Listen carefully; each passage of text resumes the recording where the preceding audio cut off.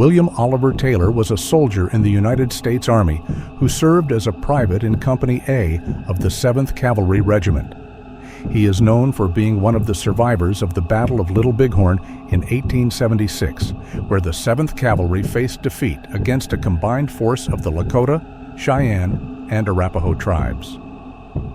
Taylor was one of the few soldiers who managed to escape from the battlefield and make his way back to the river, where he was later rescued by the steamer Far West. He was part of the group of survivors taken aboard the ship and brought to safety.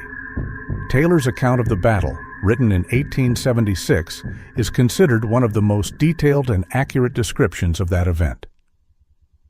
It has been widely studied by historians and is still regarded as an important primary source on the Battle of Little Bighorn.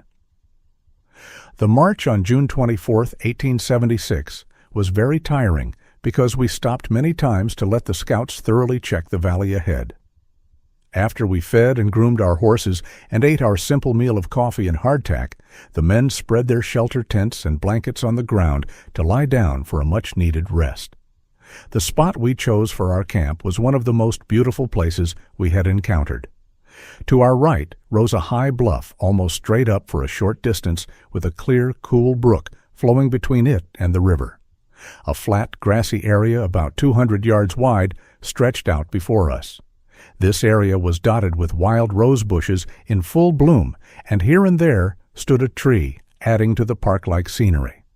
It was easy to see why the river had its name, fringed with low willows and fragrant rose bushes.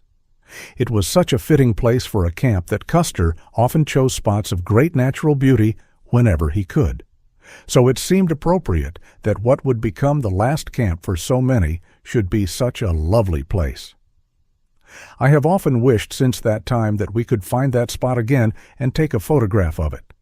To continue, my troop was stationed quite near Custer's headquarters, where he sat alone in his tent for a considerable time, deep in thought. I lay on my side facing him, and it seemed to me, perhaps it was just the gathering dusk, that his face took on an expression of sadness I had not seen before. Was his mind far away, thinking of Fort Lincoln, where he had left his beloved wife? Was his heart filled with a sense of foreboding about what was to come the next day? However, his daydream was soon interrupted by several officers gathering at his tent for important instructions. As the meeting broke up, a small group of younger officers stopped near their comrades' camp, and soon I heard the slow and mournful tune of Annie Laurie, followed by soft little footsteps, a goodbye at the door, and finally the doxology. Praise God, from whom all blessings flow. It was quite an unusual song for cavalrymen to sing on an Indian trail, wasn't it? Was it a prayer from the hearts of those young officers, several of whom had recently graduated from West Point?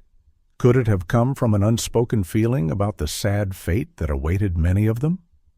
But as the last words faded away, they seemed to shake off their gloomy thoughts and added, "For he's a jolly good fellow that nobody can deny." It felt like a rather irreverent sentiment at the time, but then again, religious reverence isn't something typically found in soldiers. A few good nights were exchanged, and they settled down to rest. An unusual stillness settled over the camp, broken only by the occasional stamping of a horse or the call of a night bird. As we lay there, in that picturesque and tranquil camp, in a place we had never ventured before, it was hard to believe that just a week earlier, a fierce battle had raged not far from us when Crazy Horse repelled General Crook's advance with a force far superior to our own. Nor could anyone have imagined that in just a month, the same hostile forces we were pursuing, emboldened by another significant victory, would be camped again by this very stream. They would soon be quickly scattered by General Terry's approach from the north, following the same trail we had just blazed, along with General Crook coming down the river from the south. Our command would encircle a vast area only to return to this spot, chasing the same hostile group we sought now. Within a few miles of our camp, the brave and unconquered lame deer would soon lay down his life for the right to live and hunt along this rose-bordered stream. In years to come, his name would be honored in the history of his tribe. Our rest there turned out to be just a few hours. Around 10 o'clock we were awakened and ordered to saddle up for a night march. We quickly got in the saddle and continued following the Rosebud, marching about 10 miles or more up the North Fork of the river, climbing the divide that separated the Rosebud from the Little Bighorn. We halted around 2 a.m., waiting for news from scouts sent ahead to locate the Indian camp if they could. Saddles were removed, and many men took this chance for a nap. When daylight came, some coffee was made, but the water was poor and hard to drink. Those who didn't want to sleep gathered in small groups to discuss their thoughts.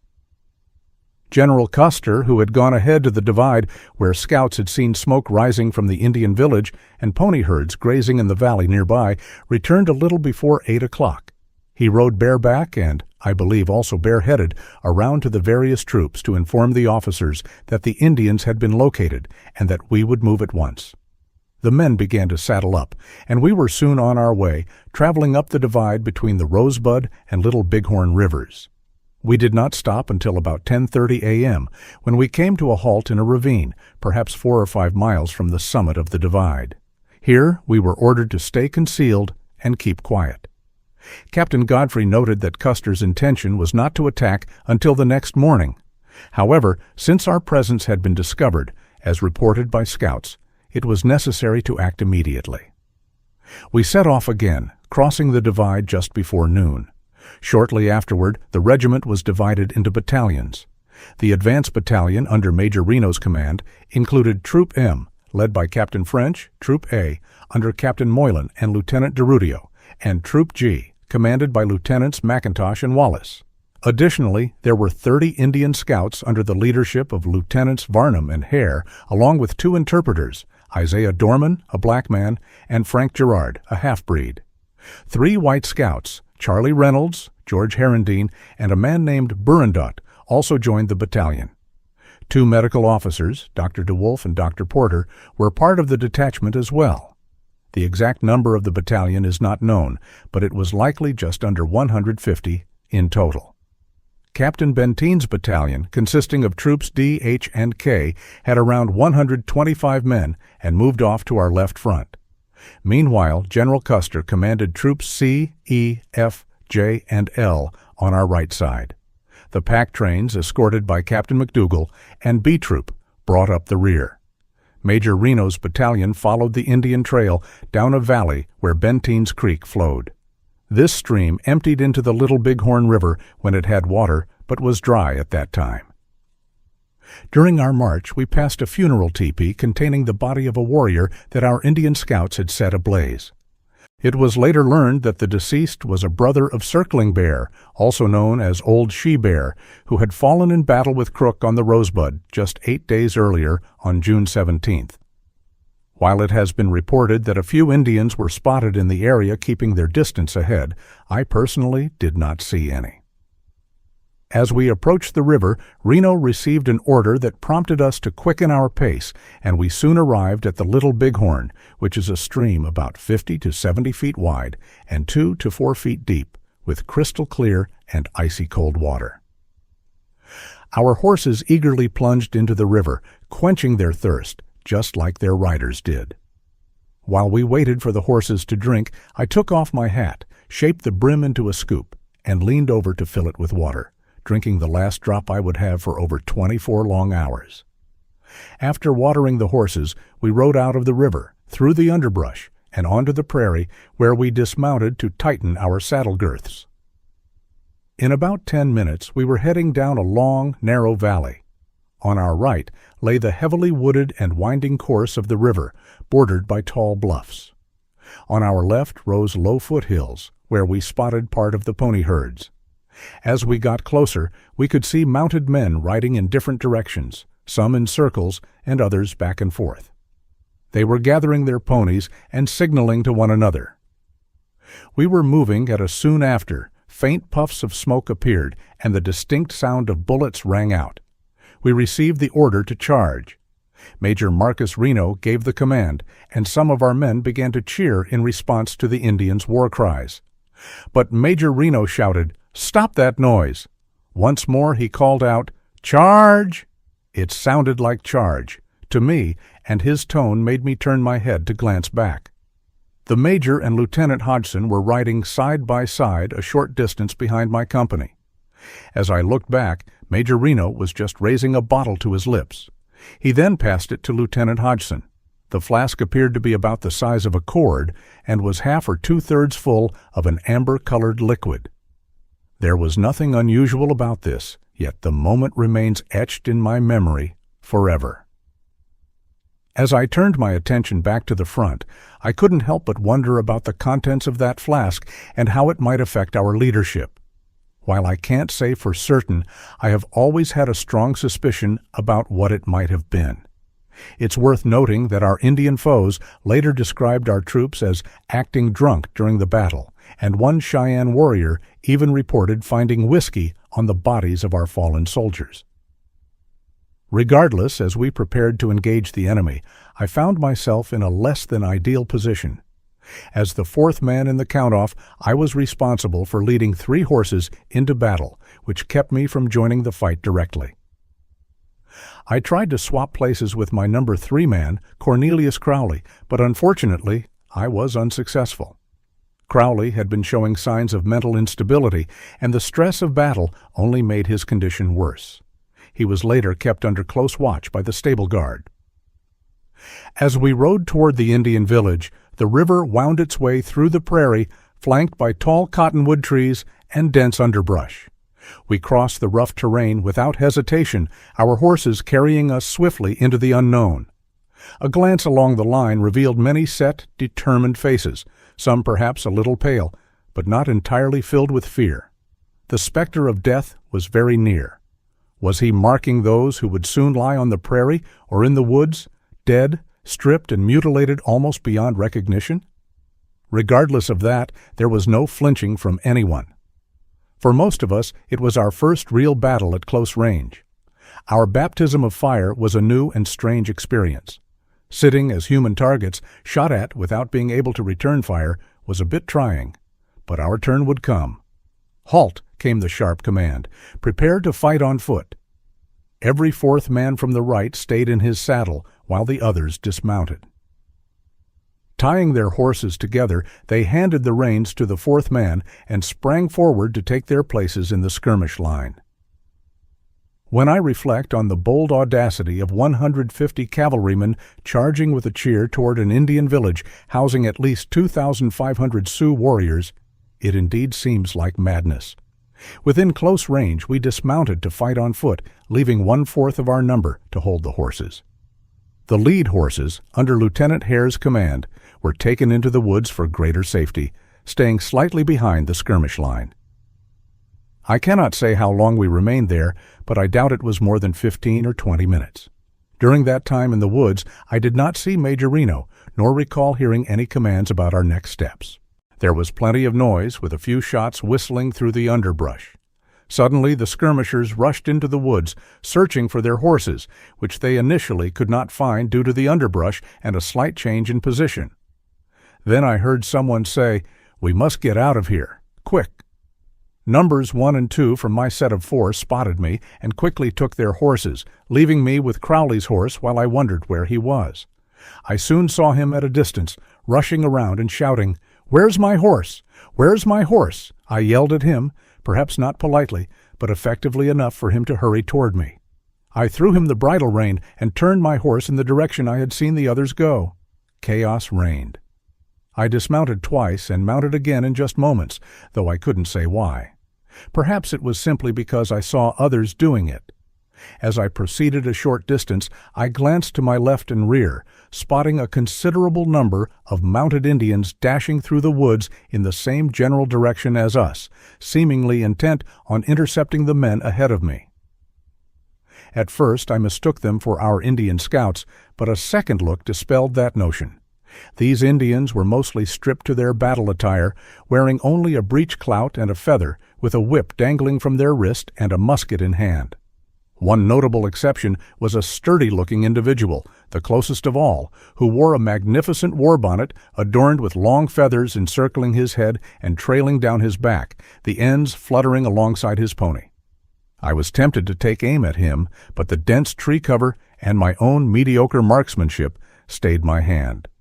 Moreover, my comrade seemed determined on an expeditious departure, so I spared his life. I have often pondered since whether that individual might not have been one of the esteemed big chiefs, Gaul or Black Moon. Continuing on, I found the underbrush exceedingly dense. In forcing my way through, my right stirrup became entangled, nearly tearing the strap that attached it to the saddle and rendering it useless. Thus I had to exercise great care to maintain my balance.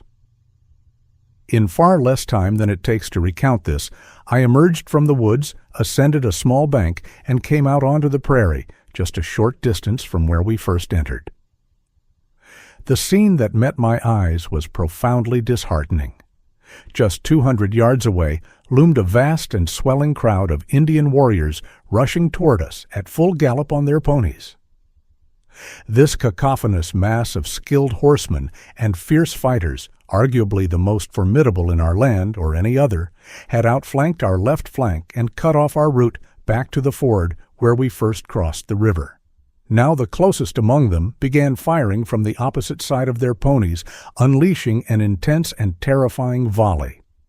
To my left, a line of comrades hastened eastward toward the bluffs, which lay half to 3/4 of a mile away.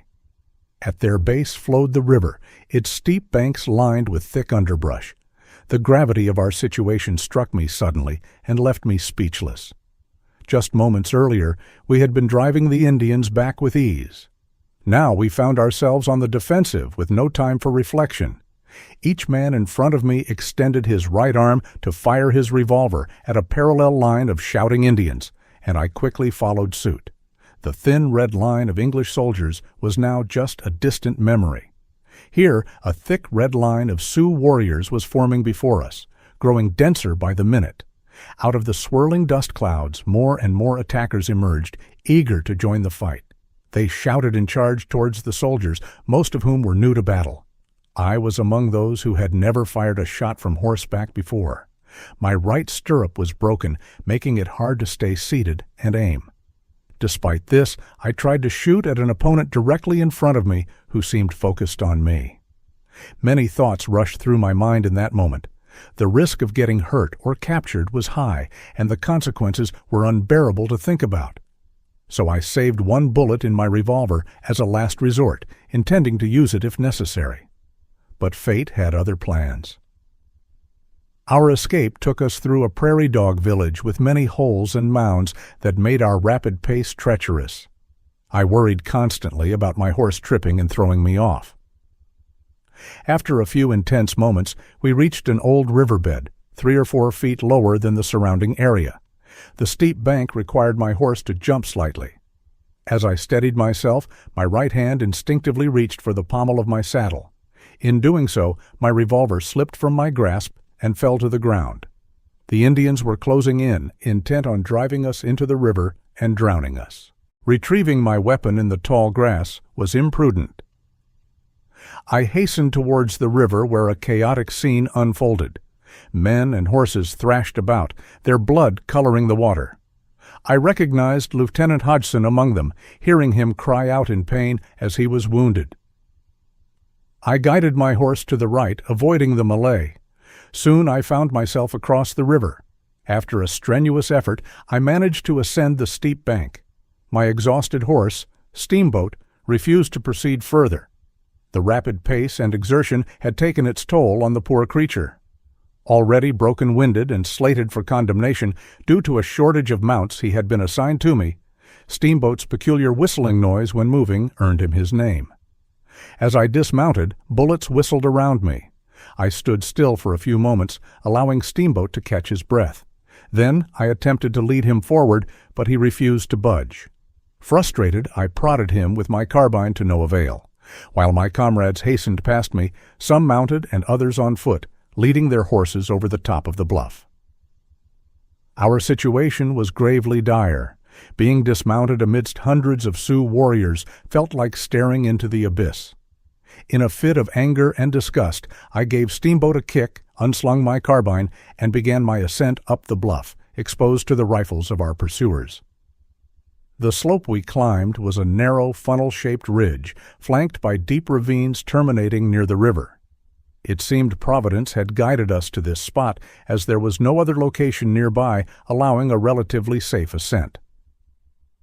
I descended perhaps a third of the way when a dismounted comrade, Myers, affectionately known as Tinkerbill due to his pre-enlistment occupation as a tenor's apprentice, overtaken me. We walked together briefly when, with a mere exclamation of, "Oh!" Myers fell forward face down to the ground. I leaned over him, but alas, he was deceased, shot between the left ear and eye. The thought struck me that I might be next. Instead of continuing straight ahead, I veered to the right into the ravine and then turned left again, proceeding in a zigzag pattern up the slope. Near the top, I was overtaken by Frank Neely, a former comrade from M Troop, who was mounted and leading a horse. He generously offered me the horse, which I gratefully accepted, feeling a sense of relief at being back in the saddle. Though my new mount, Old Dutch, wasn't a significant improvement over the previous one, I was nonetheless thankful to have a horse beneath me. I rode on, joining the main body of Reno's command at the top of the bluff, where we were soon joined by a few others who had narrowly escaped. In times past, I had wondered how a man felt when faced with imminent death. I now understood. Our escape was nothing short of miraculous, considering the overwhelming number of Indians in our own disorganized state as we rode through the valley and up the bluffs, pursued by a howling mass of red warriors, driven by desperation and a determination to save their families. To us they seemed like fiends incarnate, but were they truly so? As we reached the top of the bluffs, the Indian fire and pursuit abruptly ceased, a circumstance for which we were most grateful, though we little understood the reason. Major Reno was pacing about in an agitated state, his hat lost in the chaos, a red handkerchief bound around his head, lending him a peculiar and unmilitary appearance. The men, exhausted, had thrown themselves to the ground while the officers conferred, sharing accounts of the battle. Our respite was brief, as Captain Benteen soon joined us with troops HD and K, which had been dispatched to the left 2 hours prior to join Custer, in accordance with written and verbal orders. This reunion with Reno's command occurred at 2:30 p.m., as Reno himself recorded. Thereafter, Captain McDougall arrived with B Troop, escorting the pack train, having received orders from Custer to hasten and join him. Sergeant David, of Captain Tom Custer's Troop C, had delivered the message to McDougall. It is worth noting that Boston Custer, the general's younger brother, was serving as a civilian forage master and had been riding with the general that morning. He had returned to the pack train for a fresh horse and was en route to rejoin the command when he encountered Trumpeter Martin, who was carrying a dispatch for Captain Benteen. They exchanged words before continuing on their respective ways. Boston Custer rejoined the command just before the battle commenced, and his body was later found near those of his 2 brothers. For over 2 hours we remained on the bluff unmolested and inactive, following the arrival of Captain Benteen's command. The first sergeants of Reno's 3 troops conducted a census of the men present, accounting for those killed, wounded, or missing, as well as government property lost. We had heard distant firing and the direction Custer was believed to have gone. "Why don't we move?" was a question posed by many.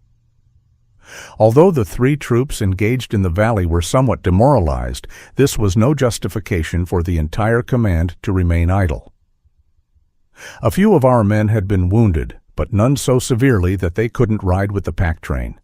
All officers must have been aware that Custer was engaged with the Indians nearby, as he hadn't had time to proceed far.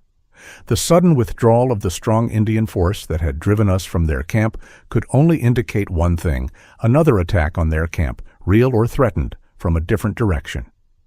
Later in the afternoon, around 4:30, a squad of 12 comrades was seen ascending the bluffs. Some had become dismounted in the woods or just outside when the command departed, and had remained hidden until the Indians seemed to have left the area. They then emerged, and on foot, headed in the direction Reno had taken. There were 14 in the party initially, but 2 refused to attempt escape in daylight, and remained behind, only to be discovered and killed by the Indians later. The party that managed to escape consisted of George Herondine, a scout, 6 soldiers from G Troop, 3 from M Troop, and 2 from A Troop. During their journey, they encountered only 5 Indians, whom they easily repelled without sustaining any losses. After crossing the river, which was waist-deep, one of the A Troop men discovered my horse grazing tranquilly where I had left him. He brought the horse along and later returned him to me, having assumed I had perished. Not one item of my equipment or personal belongings went missing, despite my horse being close to the Indian line for 3 hours. Another group of our men remained in the woods, unknown to the first party. This second group included Lieutenant DeRudio, Private Tom O'Neill from G Troop, Frank Gerard, interpreter for the Rescouts, and William Jackson, a half-breed scout. After many close calls and 34 hours, these 4 men rejoined our lines on the evening of the 26th. This brought the total number of men left behind during the charge to 18. It's likely others failed to escape. Shortly after the party of 12 rejoined us, we received orders to regroup at 5 p.m. and mounted our horses, following the direction Custer was believed to have taken. We rode along the bluffs, which blocked our view of the Indian village, until we reached a ridge offering a partial view of what would later be identified as Custer's battlefield. We spotted numerous Indians in the distance and others closer by. Soon they began advancing towards us, and our advance troop under Captain came under attack. The entire command was then ordered to retire, and we returned to our previous position. By this time, the Indians had us completely surrounded, and a fierce fire was unleashed upon us. The packed train, wounded men, and horses were placed in a depression between 2 ridges, while the men took positions on the ridges, lying close to the ground. This, I believe, occurred around 6 p.m., aligning with Major Reno's report. However, Captain Godfrey suggests it may have been slightly later. I disagree, as it would have been impossible for us to travel only a mile, engage in battle, and return to our starting point in 2 hours, especially with the Sioux closing in and their power now commanding our utmost respect. 2 substantial ridges sloping from the steep bluffs overlooking the river and stretching back towards the east. 2 substantial ridges formed a depression that offered some shelter for our horses and wounded. Although this position was subjected to constant long-range fire from the east, those responsible for holding the horses lay as flat as possible, fervently wishing for nightfall. The day had been exceedingly strenuous and fraught with danger, leaving even the most seasoned veterans and new recruits pale-cheeked.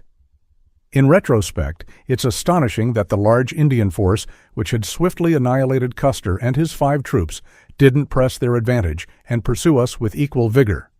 Fortunately, they hesitated, and their firing, though continuous until dusk, eventually ceased around 9 p.m. Our casualties, according to Captain Godfrey, were comparatively few. I was aware of only 3 fatalities and a few more wounded. After dark, scouts were sent to search for signs of Custer's command. However, they quickly returned, reporting that the area was swarming with Indians. Then a trumpeter was ordered to sound various calls from a nearby hill, hoping to reach Custer's command and guide them to our position. Facing the direction Custer had taken, the trumpeter blew 3 or 4 calls with all his might. The packed train, wounded men, and horses were placed in a depression between 2 ridges, while the men took positions on the ridges, lying close to the ground. This, I believe, occurred around 6 p.m., aligning with Major Reno's report. However, Captain Godfrey suggests it may have been slightly later. I disagree, as it would have been impossible for us to travel only a mile, engage in battle, and return to our starting point in 2 hours, especially with the Sioux closing in and their power now commanding our utmost respect. 2 substantial ridges sloping from the steep bluffs overlooking the river and stretching back towards the east.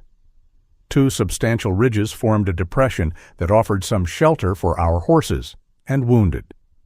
Although this position was subjected to constant long-range fire from the east, those responsible for holding the horses lay as flat as possible, fervently wishing for nightfall. The day had been exceedingly strenuous and fraught with danger, leaving even the most seasoned veterans and new recruits pale-cheeked. In retrospect, it's astonishing that the large Indian force, which had swiftly annihilated Custer and his 5 troops, didn't press their advantage and pursue us with equal vigor. Fortunately, they hesitated, and their firing, though continuous until dusk, eventually ceased around 9 p.m. Our casualties, according to Captain Godfrey, were comparatively few. I was aware of only 3 fatalities and a few more wounded. After dark, scouts were sent to search for signs of Custer's command. However, they quickly returned, reporting that the area was swarming with Indians. Then a trumpeter was ordered to sound various calls from a nearby hill, hoping to reach Custer's command and guide them to our position. Facing the direction Custer had taken, the trumpeter blew 3 or 4 calls with all his might. The last call I remember was taps, typically sounded after tattoo to extinguish lights and played during soldiers' burials. Was it mere chance that led the trumpeter to play taps that still night, or was it something more? As the echoes faded into darkness, a profound sense of sorrow settled over our hearts. Nearby lay the fresh, shallow graves of comrades who had fallen that afternoon. Fellow soldiers hastily covered them with a thin layer of earth, vulnerable to the next rain. There was no ceremony, just a simple trench. In the valley below, along the steep hillside and near the woods, more of our command lay unburied, victims of that chaotic retreat. And, unknown to us then, the mangled remains of over 200 of our regiment lay farther away. It seems fitting in hindsight that taps was blown, unthinkingly yet appropriately, with no answering call to our anxious ears. The personal loss of dear comrades, the disaster that befell our regiment, and our own narrow escape had a sobering effect on all. Now a peculiar incident occurred, one that some may question, but I assure you is true. After the Indian firing ceased, the men, relieved of the terrible strain, moved about freely, eager to know our next move. With the first sergeant of Company A wounded, Sergeant Feeler, an elderly German with a placid nature, assumed his duties. Our company was considerably scattered, and I saw Sergeant Feeler near the low end. I approached Sergeant Feeler, who was near the herded horses and pack mules, and asked, "What are we going to do? Stay here all night or try to move away?" Major Reno, standing nearby, overheard my question. He turned and said, "I would like to know how in hell we are going to move away." I was surprised by his words and manner. As I had certain ideas in mind, I continued to Sergeant Feeler. "If we're staying here, we ought to make some kind of barricade. The Indians will be at us first thing in the morning." Major Reno, still present, spoke up. "Yes, Sergeant, that's a good idea. Set all the men you can to work right away." Sergeant Feeler began ordering men to take boxes of hardtack, pack saddles, sides of bacon, dead mules and horses, anything they could use, to make a barricade across the lower part of the depression. This barricade was finally completed, but not without considerable urging by Sergeant Feeler. Strangely, many men showed little interest in the work, and the officers even less. The only explanation I can offer for this seeming indifference is that they likely expected General Custer to arrive during the night, rendering our labor unnecessary. However, the barricade proved invaluable the next day, undoubtedly saving many lives. It protected us from the merciless fire opened on us that morning and commanded the only feasible approach for a mounted charge against our lines. The Indians attempted such a charge but received a warm reception at the outset and abandoned the idea. In my firm belief, had it not been for this barricade, the Indians would have overrun us, as they did Custer's men. I didn't notice companies M, K, B, or D reinforcing their positions, but I know Company H didn't. After completing our barricade around 10 p.m., I was assigned picket guard duty. Our team consisted of 6 privates and Corporal Stanislaus Roy from our troop. We moved 300 yards down the slope, posting sentinels 100 yards apart. 2 hillocks 50 yards apart lay ahead, providing cover for enemy snipers who targeted our exposed men that afternoon and the next day. As second relief, I had 2 hours to sleep before my turn came. Before resting, I studied the landscape, memorizing features and sagebrush growth that could conceal approaching enemies in the dark. I knew the hillocks would be a vulnerable spot, and our party's vigilance was crucial. After a restless night, I fell into a deep sleep. 2 hours later, I relieved the first sentinel who reported, "All's well?" I sat in a different spot to avoid detection. The Indian camps were still lively, with shouts and drumbeats filling the air. The day's events were unprecedented. Fierce combat, ultimate triumph, and immense excitement. The soldiers' surprise attack and the warriors' brave defense had left over 200 dead. The Indians celebrated, rejoicing in their spoils, horses, saddles, blankets, arms, and clothing. But amidst the triumph, many lodges mourned the loss of husbands and fathers who had fought to protect their families. In other tapas, the wounded lay helpless, nearing death. They accepted their fate with stoic calm. The mournful cries for the dead were loud and heartfelt, a traditional expression of grief. That night, amidst savage yells and drum beats, a bugle sound startled us. We thought Custer was finally coming. We listened intently, and the bugle's note sounded again, clearer this time. But it wasn't a familiar army call. Some disputed this, while others wondered. Regardless, it was clear the sound came from the enemy camp below. The drums beat louder, and wolf-like yells intensified, dashing our hopes. We recalled that one of G Troop's trumpeters had fallen during our retreat, and the Indians likely acquired his bugle. They used it to entertain their comrades and add to the commotion, mocking our budding hopes.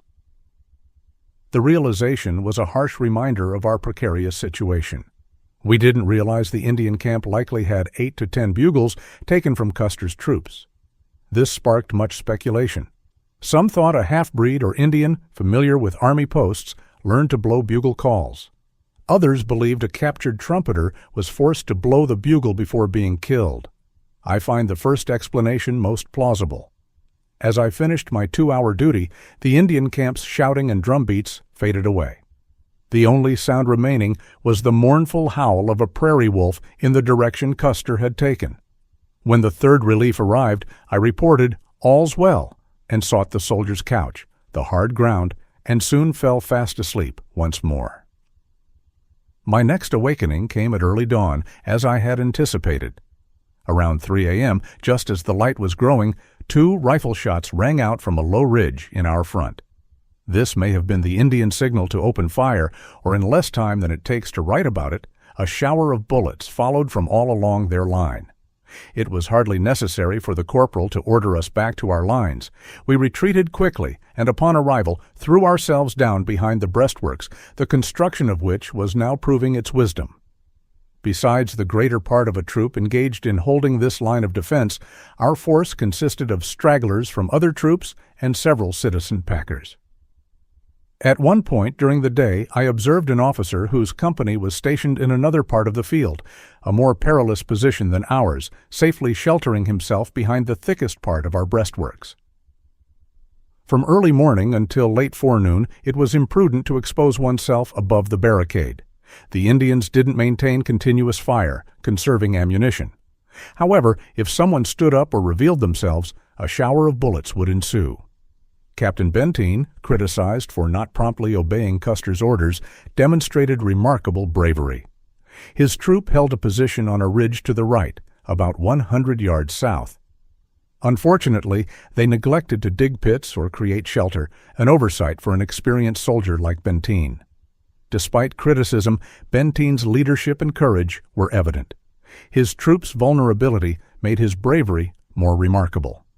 Captain Benteen's troop, exposed on the ridge, suffered significant casualties, at least 10 wounded, and possibly 18 wounded and 3 killed. Benteen requested materials from our barricade, which was slightly longer than necessary. Throughout this time, he remained in full view of the Indians, making no effort to seek shelter. Bullets kicked up dust around him as he calmly walked down to our lines and returned, carrying a carbine and measuring the distance from his foot to where a bullet had struck the ground, less than 2 feet away. This incident left a lasting impression on me, as I was in the same zone of fire. I was part of the party, carrying materials for Benteen's breastworks. As I hurried up the ridge with a box of hardtack on my shoulder, a bullet struck the box, nearly knocking it off. I had doubts about completing the trip, but I returned unharmed. To avoid exposure, we took a circuitous route back to our company. Upon arrival, I took my place behind the breastworks. Moments later, Frank Mann, a citizen packer beside me, raised his head to take a shot. A bullet struck him between the eyes, killing him instantly. He made no sound or movement, a painless death. Mann had been noticeable for his continuous firing without apparent cause or result, despite warnings to be more cautious. Ultimately, an Indian sharpshooter located him and put an end to his actions. A few moments later, a comrade and I moved the body of Frank Mann back a few feet, as it was too gruesome a reminder lying between us. I had lost my own revolver, so I took the one carried by the packer, which was a government-issue weapon and would be of great service to me in the intense fighting ahead. Life seemed incredibly precious throughout that eventful day, as the close proximity to death was deeply unsettling. I believe most soldiers felt that without divine intervention, our situation was utterly hopeless. During the forenoon, Captain Benteen rode over to the north side, where Major Reno was positioned, and requested reinforcements. He feared the Indians would soon charge his position, and with only one troop, H, to hold the south line, the odds were decidedly against them.